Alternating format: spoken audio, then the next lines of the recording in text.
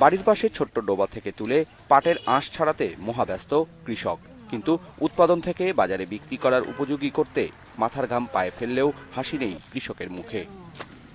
কারণ ৩ মাসের কষ্টের দাম মিলছে না উৎপাদিত পাট বিক্রি করে। ২৫০০ মোটামুটি বেচলে লাভ হয়, আর এখন হলো ১৪০০ ১২০০, তো লস হইতেছে। কামলা ফেরত দিয়ে লাভ হবে না, মনে করেন আমরা কৃষি কাছে আমরা কৃষি করছি, এই জন্য কিছু থাকবে।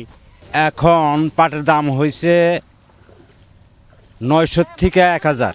কৃষকের উঠানে কাঁচা পাট শুকানোর এমন দৃশ্য দেখা যাবে নিলুয়া সহ আশেপাশের সব গ্রামেই। সোনালী আঁশ নিয়ে কৃষক কতটা বিপদে পড়েছে তা বোঝা যায় বারান্দায় স্তূপকৃত গত বছরের পাটের গাঁটটি দেখে। বেশি লোকসান থেকে বাঁচতে পাট বিক্রি না করে যারা রেখে দিয়েছিলেন তারাও পড়েছেন উভয় সংকটে।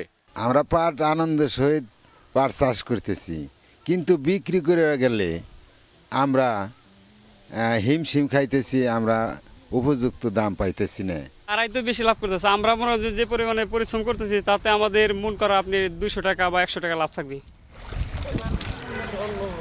২ সপ্তাহ আগেও ১ মণ পাট বিক্রি হয়েছে ১৭ থেকে ১৮০০ টাকায়, কিন্তু হঠাৎ করেই তা নেমে গেছে ১১ থেকে ১২০০ টাকায়, কোথাও আবার আরও কম। বারবার উৎপাদিত ফসলের খরচ তুলতে না পারলে পাটের আবাদ কমিয়ে দেওয়ার বিকল্প নেই বলে জানান চাষিরা। পাট বুনে যদি লাভ না হয় তাহলে সামনে আর কমাই দিব, পাট আর বুনবো না। পাট বোনা লস, পাট আর আগামীতে বুনুম না, কমাই দিব। লাভ হচ্ছে না, পাটের দাম কম। গুরুত্বপূর্ণ অর্থকরী এই ফসলের ন্যায্য দাম নিশ্চিত করতে সরকারকে দাম বেঁধে দেওয়ার কথাও জানান তারা। ধানের পরে এবার পাট নিয়েও স্বস্তিতে নেই উৎপাদক কৃষকরা।